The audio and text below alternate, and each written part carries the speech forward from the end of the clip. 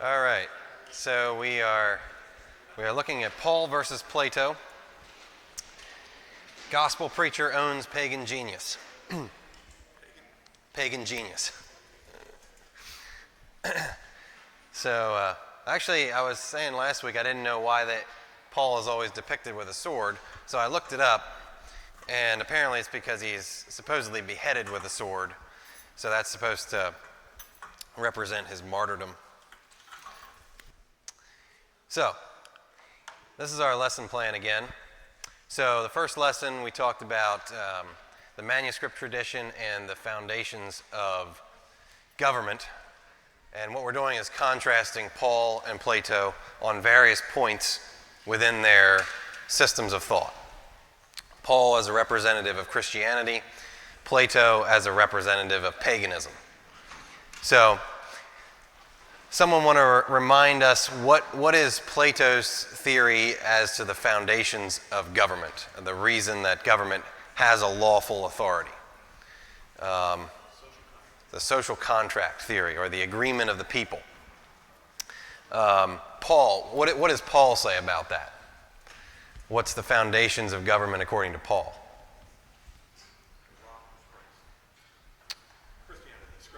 Yes, the delegation of authority from God.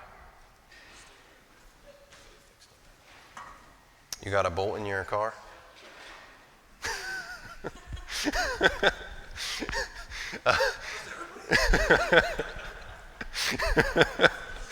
All right, then lesson 2, we went on to ask the question of what does the government do with that authority that it gets either from the people or from God in order to establish a just society. So what is justice according to Plato? Does anyone remember? Sort of, but how does he define the good in society? Yes, but he's got a specific, that's the foundation of the authority, but what does the just society look like? That's the goal. The way you get there, though, he says, is by division of labor. So everybody does what they're best at. If you remember, the cobblers do cobblery, the house builders build houses. Whatever you're best at, that's what you're going to be doing. What does Paul say that justice is? Or the Bible?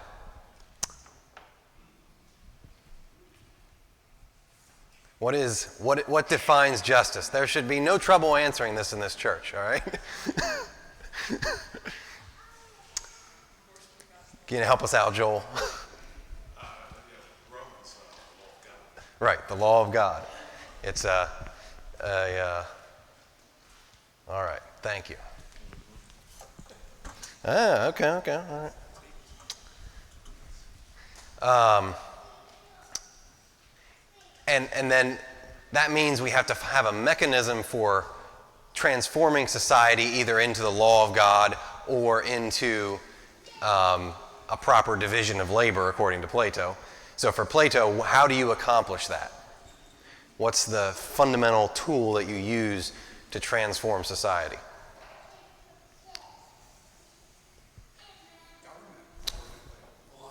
The philosopher king, yes, William was listening. And according to Paul, how would we go about that?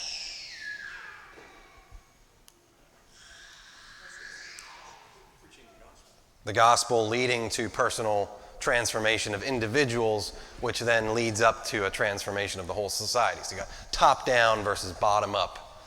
All right, either of those theories, Paul or Plato, presupposes some sort of theory of education, because in order for the gospel to go out, it has to be communicated to people, right?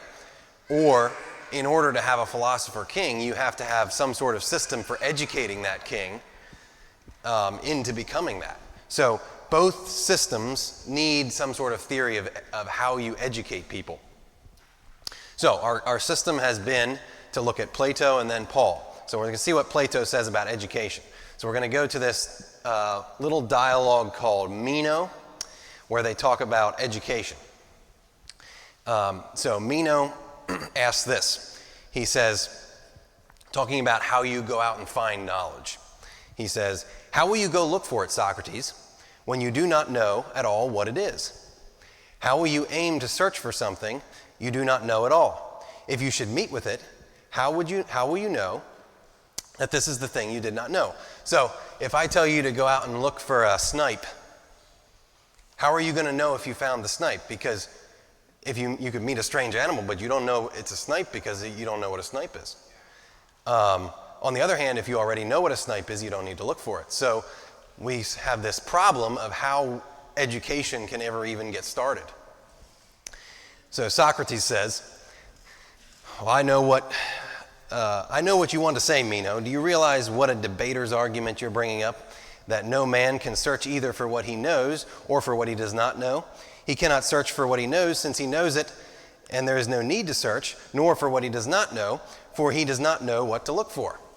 So this is one of the things about philosophy.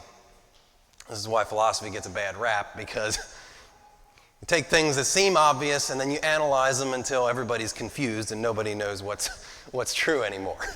So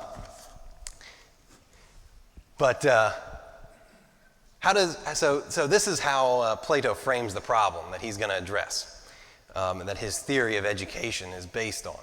So they go on talking about this for a little while, and then Socrates gives his answer to this question. Socrates says, "They say that the human soul is immortal. At times it comes to an end, which they call dying. At times it is reborn. But it is never destroyed, and one must therefore live one's life as piously as possible. As the soul is immortal, has been born often, and has seen all things, and in the underworld, there is nothing which it has not learned. So it is in no way surprising that it can recollect things it knew before, both about virtue and other things. As the whole nature is akin, and the soul has learned everything, nothing prevents a man, after recalling one thing only, a process men call learning, discovering everything else for himself, if he is brave and does not tire of the search. For searching," here's the key part, "searching and learning are as a whole recollection. We must therefore not believe that debater's argument, for it would make us idle, and faint-hearted men like to hear it, whereas my argument makes them energetic and keen on the search." Okay, so he gets around, he sidesteps the whole problem. See that? By saying, well, we don't have to learn anything because we already know everything, we've just forgotten it. Exactly. Now, if we're going to start to criticize Plato, we could say, doesn't this just push the problem back to a previous life? Maybe even if it's 100 lives ago, I still had to learn it sometime. But it does solve the problem for right now, because I already know it. So, it's kind of a brilliant maneuver there. But the theory then is, the soul is pre-existent and omniscient. When it becomes incarnate, it forgets what it knows, but it can be reminded. And then what we're going to see next is that this reminding can be done by Socratic questioning. All right. So Meno is a little skeptical of this theory, right? It's not very intuitive. So, what? Good for me. Yeah. So he says, all right, Socrates, what evidence can you show me that people already know? So Socrates says, well, I can prove to you that everybody already knows geometry. So this is good news for anybody who's struggling with geometry in school. You already know it. You just got to remember it. So here's I'm going to give you the proof of this that Socrates gives to Meno. So they call over this slave boy who's never studied geometry. So Socrates draws this square in the dirt and says, okay, to the slave boy, you see this? This is called a square, and we could draw this square any size we want, right? Well, sure, says the slave boy. So we can also divide it in the middle. So now we have, if each side is 2 feet, we have a square of 4 square feet, 4 squares inside. All with me? All right. So then he says to the slave boy, how long would each side have to be in order to double the area of the square? to make the square 8 square feet inside instead of 4 square feet? Well, says the slave boy, I know the answer to that. We would just double the length of the sides. So Socrates doubles the length of the sides.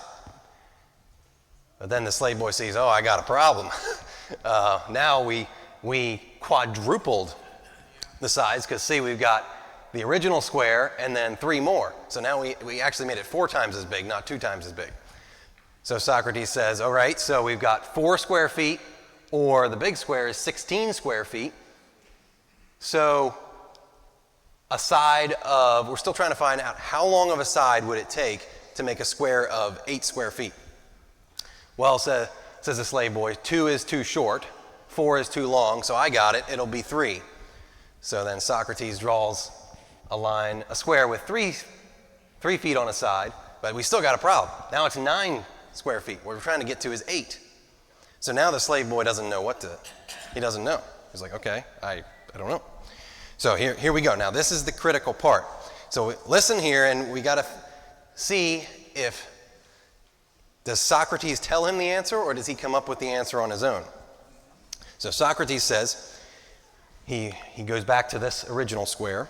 He says, you tell me, is this not a 4-foot figure, a 4 square foot figure? You understand? I do, says the boy. He agrees. 4 square feet.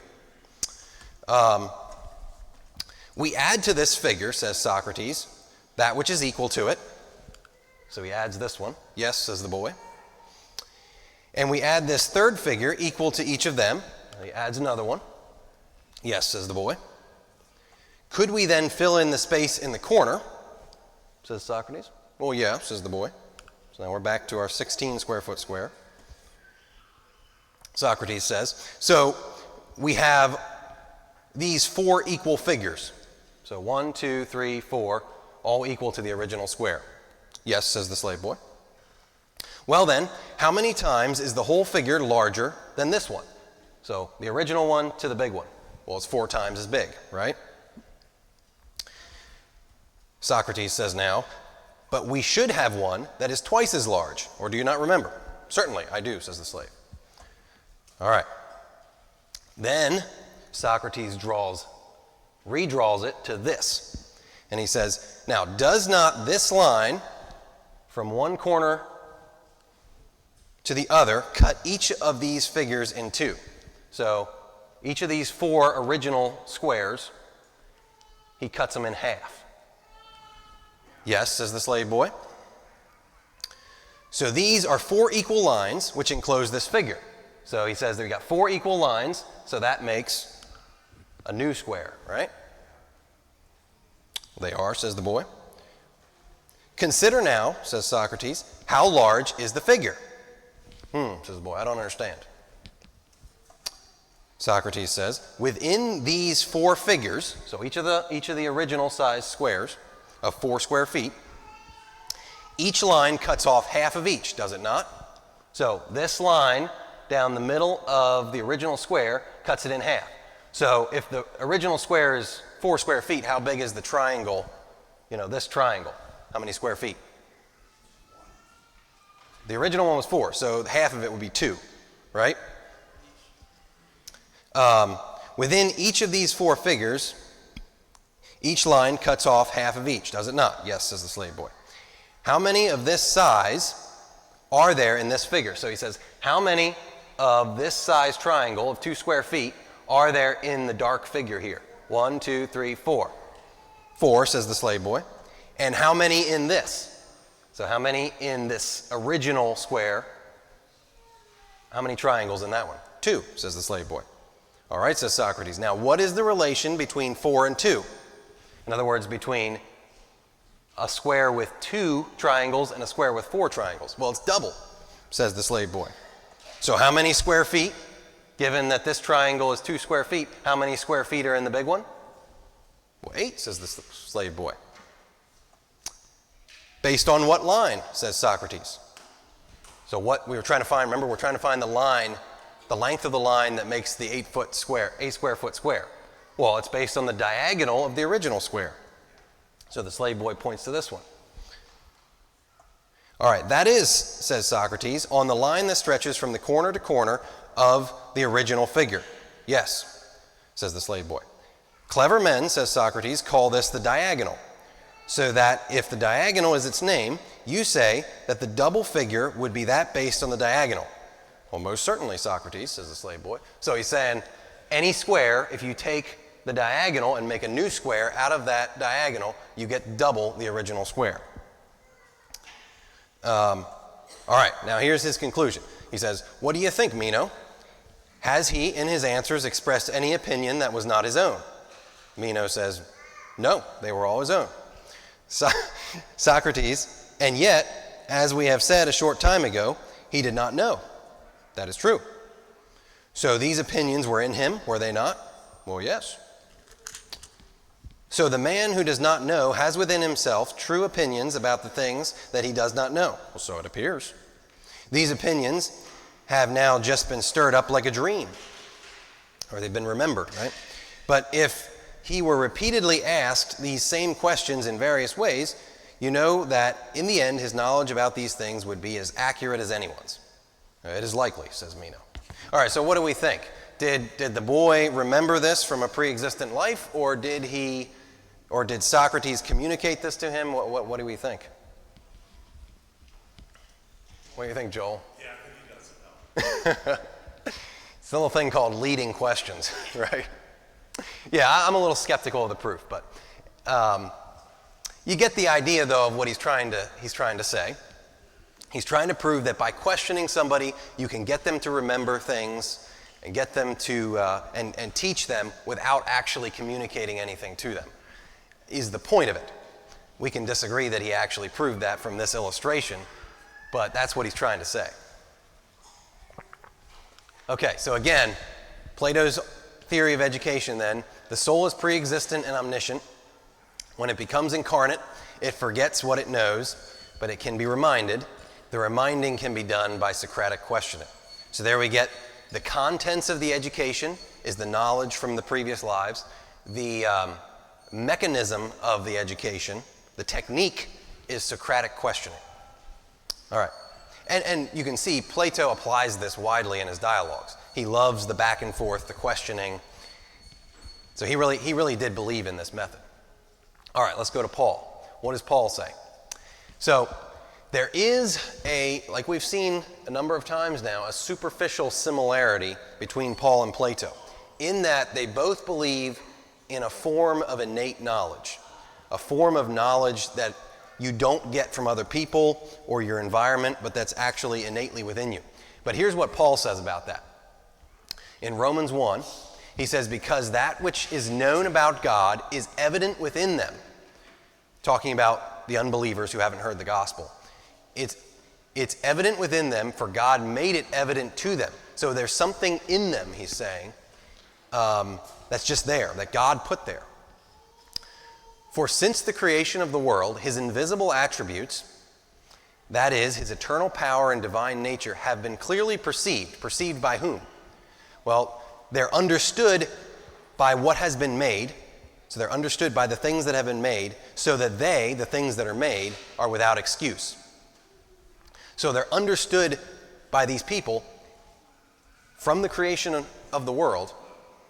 Ever since then, people have understood innately that there is a God and that certain, basic ideas that make them morally culpable, so that they're without excuse. Now, there's another interpretation that potentially you could take of this verse to say that, depending on your view of apologetics, you would want to say that people are understanding by means of the things that have been made, so that we're looking at the creation around us and figuring out the eternal attributes of God by some sort of cosmological argument or something like that. However, I don't think that's a good interpretation of this. First, because the grammar of it, being understood by the things that are made so that they are without excuse, the pronoun they goes back to the things that have been made. But secondly, because this is all one word. What has been made is a translation of one Greek term. The only other place that term is used is in Ephesians 2, where Paul says, for we are his workmanship, created in Christ Jesus unto good works. There it's clearly referring to people. He's talking about us being the workmanship. So if you go back here, then you could say being understood by the workmanship, so that the workmanship is without excuse. Anyway, all that to say, Paul is saying there is an innate knowledge, but it's not from a pre-existent life, and it's not complete. It's enough to make them without excuse, but it's not like they know everything already. We can parallel this with John. This isn't from Paul, but I'll bring it in here because it's parallel. Where it says, "That was the true light which lighteth every man that cometh into the world." So Jesus, Christ, the true light, the true revelation, does in some sense light everyone. Even the pagans who never heard the gospel have some amount of light that's been given them, but it's not a light that's sufficient for salvation, because we need the Gospel of John itself to tell us about Jesus. So, all that to say, there's a little bit of a superficial similarity, but it's extremely different once you understand what is being talked about. The information or the knowledge is coming from God, not from a pre-existent life, and it's very incomplete, not complete. Okay, so then how do you actually go about teaching somebody? Does Paul say we should use Socratic questioning, or does he have another technique? Well, I'm going to go back to Titus. Again, thank you, Joel, for putting me on to Titus. There's many places, doubtless, you could go in Paul to see what he thinks about how you would teach people. But here's an example. So he says, "But speak thou the things that become sound doctrine." All right, so speaking, not questioning, but you tell people things, right? And the contents of the knowledge is sound doctrine.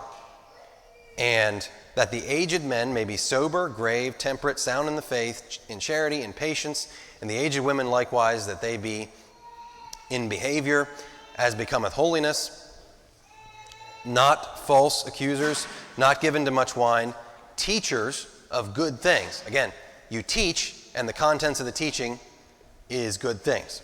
So Paul's saying we communicate people. Remember, Plato says we don't need communication. We just need to be our mind needs to be stimulated so that we come up with the answers on our own. Paul says, no, we need to be taught, communicated. That they may teach the young women to be sober, to love their husbands, to love their children, to be chaste, discreet, chaste, keepers at home, good, obedient to their own husbands, that the word of God be not blasphemed. Young men likewise exhort. There we have another different word. So that's teaching with, say, passion or trying to get somebody to actually follow through with it. So exhortation, to be sober-minded. In all things showing thyself a pattern of good works. There we have nonverbal communication, like giving an example to somebody. In doctrine, showing uncorruptness, gravity, sincerity. Sound speech, there we got the verbal again, that cannot be condemned, that he that is of the contrary part may be ashamed, having no evil thing to say. Okay, so we've got teaching, or speaking, teaching, exhortation, example. A lot of communication ideas going on there. If we go over to Romans 10, how shall they call on him whom they have not believed? And how shall they believe in him of whom they have not heard?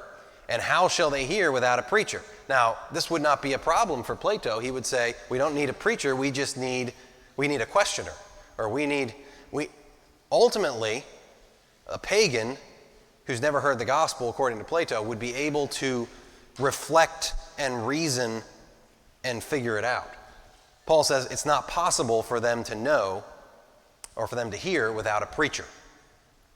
You have to have that communication. Okay, so then we get to our contrast here. Paul versus Plato. So at the top, the superficial similarity. The mind does not start out as a blank slate, which is a common philosophy today, by the way. Or maybe 50 years ago it was more common. But the idea that, baby starts out as a blank slate. Whatever its environment is, that's what it... Paul and Plato both disagree with that. But what they mean by that is totally different. So the source of innate knowledge, For Paul, that's God's creative / revelational power. In Paul's thinking, no matter if it's through the general revelation of God putting ideas in your mind from the beginning or by special revelation through the scriptures, it all comes from God. All knowledge, one way or the other, comes from God. For Plato, the source of the innate knowledge is the pre-existent mind of man. So it's just there from another life. The extent of the knowledge, Paul says it's partial and insufficient for salvation. Plato says it's complete but clouded by our connection to the material world. So in Plato's thinking, the rationality is the highest thing, and maybe in heaven or whatever, we would be able to fully reason through everything and have the complete system. But when we become incarnate, it's clouded by our connection to the body. Yes? Yeah, Conrad, do you see a connection to Hinduism there? In what way? Because the material world is like a problem. And for the Hindus, they just said that the material world, as I understand, is your imagination. It doesn't exist. So it seems to me that, of course, Hinduism, I think, preceded Plato. Probably. It seems to me in both systems, the material world is either a or the problem. There does seem to be a similarity on that level, though it might be somewhat superficial again, because my understanding of Hinduism, I might be wrong about this, I don't know that much about it, but the goal is some sort of nirvana or you stop thinking ultimately. Plato, the ultimate good is to be fully rational and understand the whole system of truth. So the reason why the physical world is bad, I guess, would be different. I don't know. I'm not real clear on what Hinduism is all about.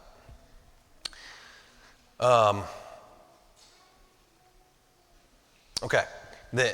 With respect to the contents of the education or the information or knowledge, Paul believes it's God's revelation. Plato says just knowledge in general from no particular source. In his system, knowledge is ultimate. And then as far as an education methodology, like how would you go about teaching somebody? For Paul, he says things like teaching, exhortation, example, preaching. And I'm sure you could go a lot more in depth into fleshing out how his technique worked. Those are just some things we saw from that one passage or two passages. For Plato, we already saw he suggested the Socratic questioning, but he also puts a lot of stock in poetry, music, and gymnastics. I didn't have time to get into those readings, but the point of those is gymnastics is like your body's ultimately kind of bad, but if your mind can discipline your body and bring it into subjection, that makes it better. And your mind is able to be more rational. So gymnastics is a really important thing. And then poetry and music, he likes those because they have a rhythm, right? So they're rational. So you know how people will listen to music to help them think sometimes? That sort of idea of it helps your mind be more rational. So anything that helps you be more rational, he's all about it. The other thing I've been trying to illustrate in this series is that it all goes back to, both systems go back to first principles. And where you start determines where you're going to end up. So at the bottom here, first principles, for Paul, it's God. God is the standard and source of truth, and therefore we must get our truth by communication with him. There has to be a transfer of knowledge from God's mind to our mind. For Plato, the highest absolute is abstract ideas, which are then in our minds by nature and must be drawn out by rational contemplation. But you kind of see, if it's impersonal ideas that are just there in your mind, Plato's whole system sort of follows from that. If there's a personal God, then it's always going to be about some sort of communication with that God. And so Paul's system sort of follows from that. All right. Any burning questions on that? Just a comment. It seems very much like the argument between creationism and evolution. Okay. The Socratic method, your education evolves, and it comes out of the rationality. It's almost Thomas, and it's, Thomas Aquinas, and it's, okay, we can figure this out, but it's also going to evolve, as opposed to there being a source of a beginning. That pre-existent mind of man thing is like, oh, the universe always was.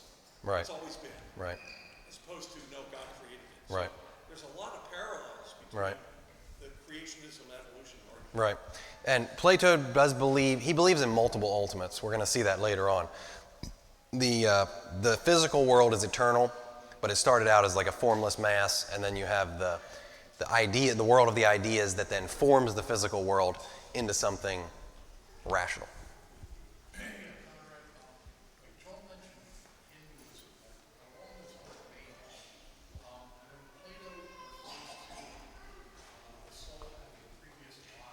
Yes. Is this related to reincarnation? Right, yes. He believes in a form of reincarnation. Well, we'll talk about that more when we get to salvation, because the key to salvation in Plato's system is you are reincarnated as better and better. If you're really rational, you get reincarnated as a higher being. If you're irrational, you go down the chain. If you're really lightheaded, you get turned into a bird or something. So, yeah.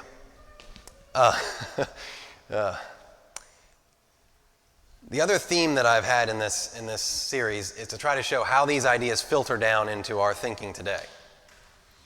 So, Plato's idea of reminiscence as a way of learning was picked up on by Augustine, who was one of the greatest Christian philosophers of the Middle Ages, early Middle Ages. And, massive amount of writings. You could argue the seeds of the Reformation were in Augustine's writings. But he picked up on this idea. And this is not going to be at all fair to Augustine, because I'm pulling out a couple sentences from huge treatises. So I get that Augustine would be probably very offended by this. But listen if you hear the echoes of Platonic thought here. To give them as much credit as possible, words possess only sufficient efficacy to remind us in order that we may seek things, but they do not exhibit the things that we may know them. So, remind us in order that we may seek them. Do you hear like the echoes of the Meno dialogue in there? In another spot, this is talking about the story of Shadrach, Meshach, and Abednego. He says, "Has this story been transmitted to us otherwise than by means of words? I answer that everything signified by these words was already in our knowledge." So, you hear the echoes there. He's using it to solve a little bit different problem than what Plato was interested in, but it's hard to argue of where he got the idea. You wouldn't find that terminology in the Bible. And then these passages were picked up on by an even more modern Christian philosopher named Gordon Clark, who's one of my favorite authors. But he takes the same idea and uses it to solve a problem in his philosophy, which I don't have time to get into. Basically, he says that we don't learn anything from our physical senses. And so then he has this problem of you have to read your Bible. And so he says, well, it's not really the words just stimulate us to remember and formulate things in our minds rather than actually the information coming through the Bible. So it's a lot more complicated than that. When I first read Gordon Clark, I was like, oh, that's an interesting idea. And it comes from Augustine. Okay. It wasn't until I actually read Plato that I realized it actually came from a step further back in in pagan philosophy.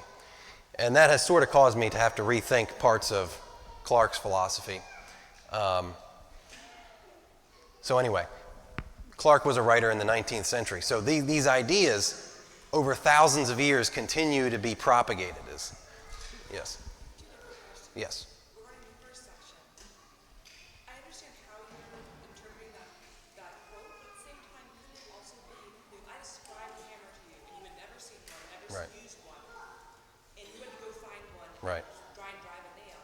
Right. It would sound very ridiculous that something would go into wood when it's hard. It's like, why would it Right. go in? But it does describe, you do have to describe things to people. Right. That is It is, once you get into it, it's a tricky problem of how does knowledge actually get started in the very first place. And I would argue that it is the basic image of God that has been put in man that is the way that knowledge gets started.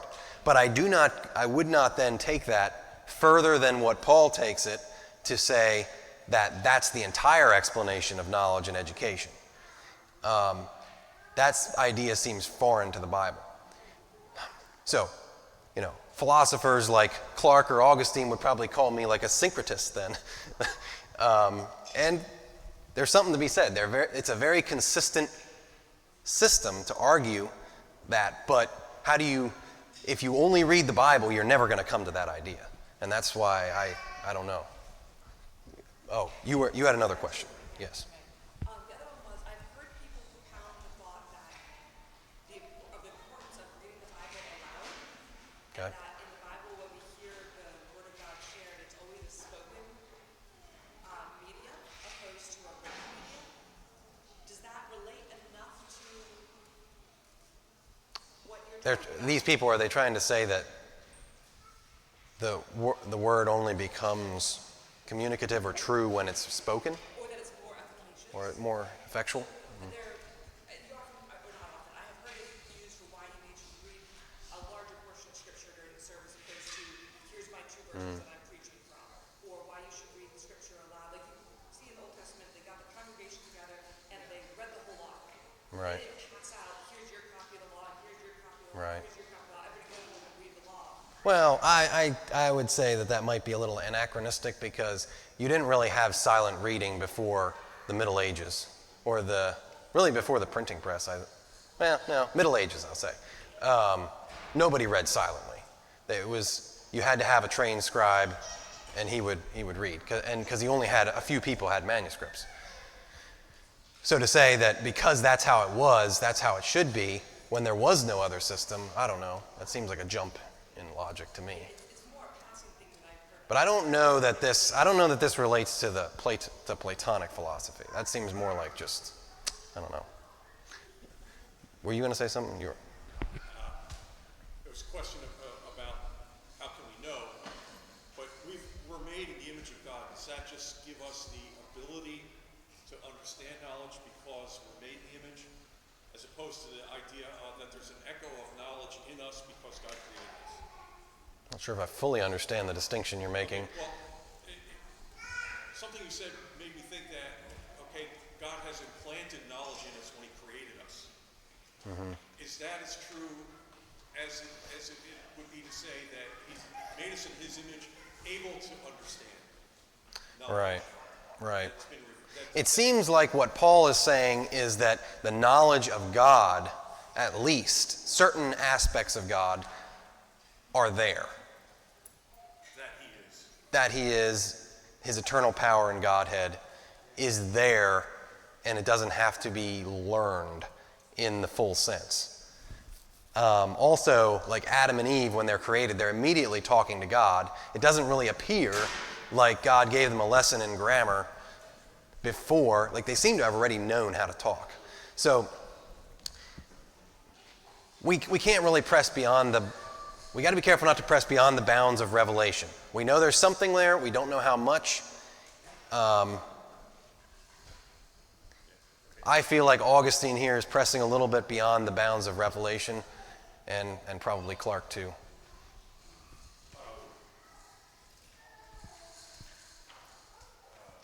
Rightly or wrongly, perhaps wrongly,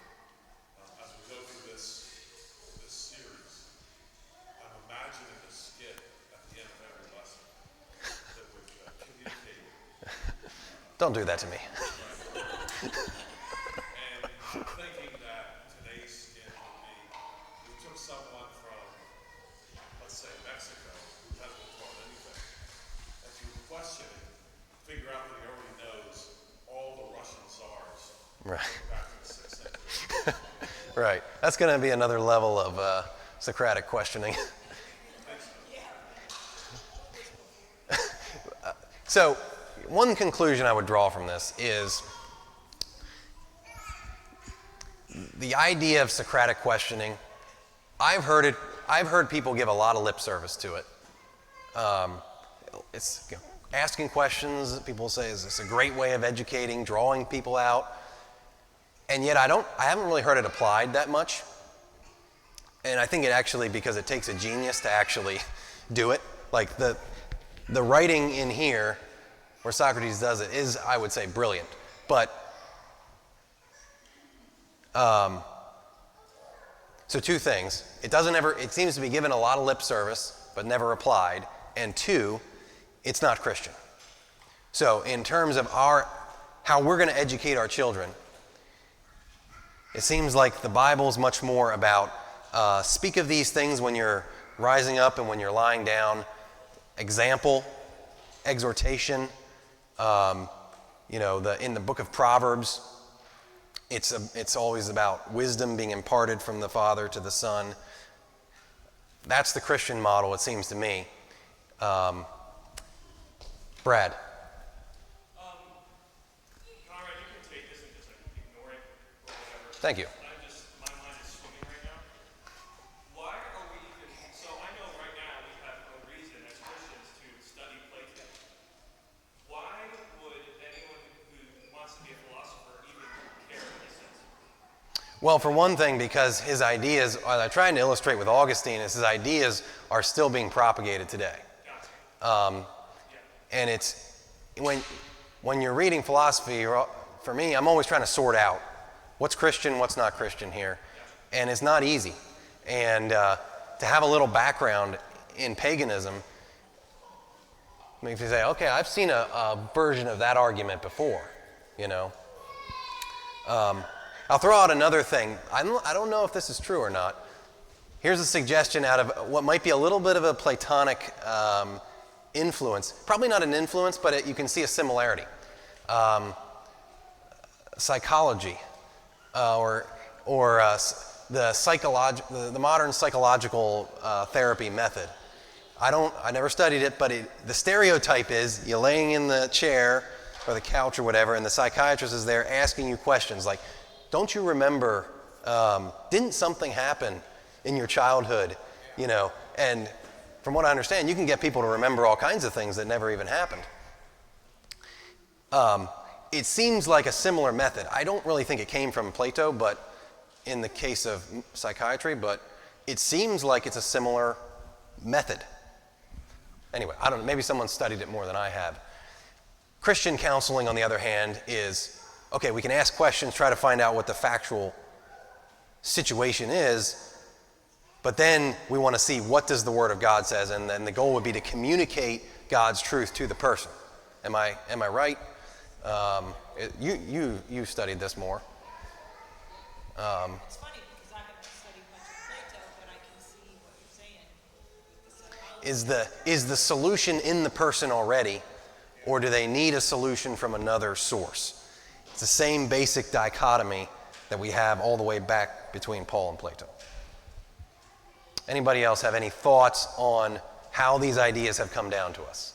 Just real quickly, maybe 20 years ago, this guy named John Eldridge wrote a book called Wild at Heart. Okay. And it was about, men being men, well, maybe the beginning of the beard, booze, and final shirt. Yeah, that's right. Movement. Let's do that. Yep. And I had to give up on his book very early because he insisted that all boys have three things that are kind of wrong with them or three things going on. Okay. And one was a love to win, a woman to win. All right, I'm good with that. I forget what the third one was, but the second one was a wound in Okay. Like their own wound that they got to. There's some wound in there, right? And every guy has it. And I thought as hard as I could, I just couldn't discover that wound in me. Right. I'm guessing the wound wasn't original sin. It was that, something else. Actually, it was a wound for your father. Oh, Specifically. that was, yeah. Okay. Oh, wound for me, even worse. So I couldn't. Right. I tried really hard to figure out this wound that I Right. You didn't have any Socratic questioning to help you do that, though. I thought I needed to shrink something. And he's going to find that wound and make it up if it's not there. And I thought a couple spankings I probably should have gotten. I've been thinking a few more that I should have gotten. And I had to give up. But I can see Platonic thought in that book now that you mentioned it. Right. Right. At least a parallelism. Whether or not, historically speaking, it came from him specifically, the same pagan, autonomous human mind idea is filtering in there. Yeah. Anyone else? Christy? I have a question that's probably too long, but during the rise of the British Empire, they were really big on classical education, learning the Greek philosophy or Greek and Okay. philosophers. Why do you think that they were so incredibly successful if they were building on such a faulty? People Well- credit their education system for helping to build the empire, but if they're building Right. on such a faulty Right. foundation, why were they so successful? So the question is why the British, being devoted to classical education, would have been so successful on the high seas. So it's not just a British thing. There was an Enlightenment thing, the rediscovery of the rediscovery of the Greeks happened almost contemporaneously with the Reformation and going back to the sources of the Bible. And then you had both of those things that were influential. I'm not an expert on the history of all of that.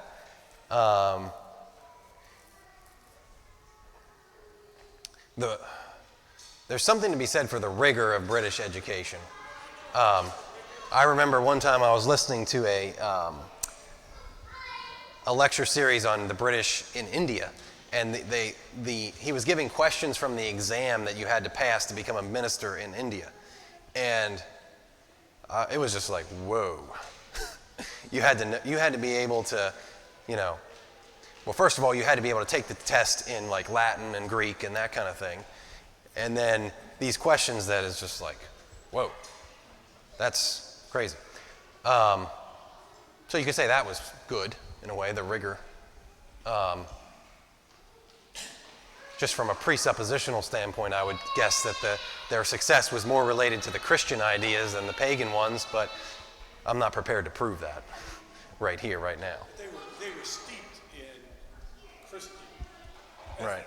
By the time of the real rise of the British Empire, they were a long-time Puritan influence. So I would think it had a lot to do with that. And the Greek that they learned, they were reading the Bible. Right. Right. Not purely, but